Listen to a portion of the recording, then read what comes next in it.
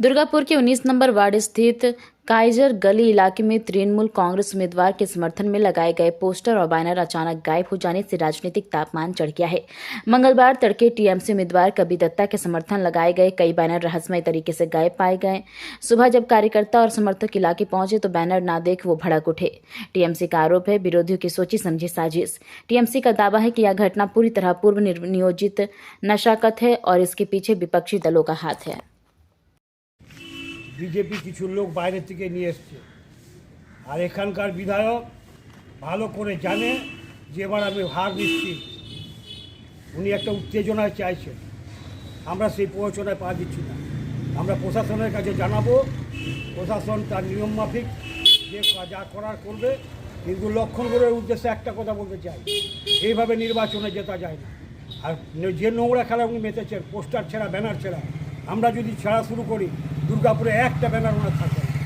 উনি যদি বাপের বেটা হওয়ার হিম্মত থাকে প্রকাশ্যে দিনের বেলায় করুক, বাইরের থেকে লোক নিয়ে এসে যুদ্ধে জেতার চেষ্টা করতে করুন, কিন্তু দুর্গাপুর শান্ত, সেই পরিবেশটা অশান্ত করবেন না। কিসের ব্যানার ছিল এটা? কবি দত্ত সমর্থনে তৃণমূল কংগ্রেসের ব্যানার।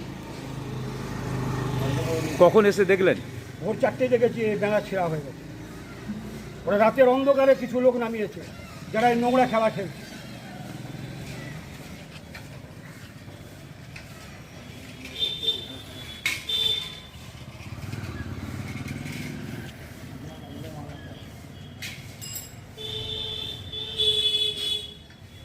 দুর্গাপুর তথা পশ্চিমবঙ্গের মানুষ তৃণমূলকে রিজেক্ট করে দিয়েছে, এটা তৃণমূল বুঝতে পেরে গেছে।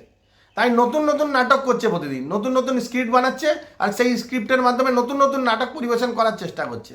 কিন্তু সাধারণ মানুষ এই নাটকে আর বিশ্বাস করে না, কারণ সাধারণ মানুষ জানে এই মারপিট করার, গুন্ডামি করার এবং এইসব পোস্টার ছিঁড়ে দেওয়ার যে চরিত্র, সেটা তৃণমূলের।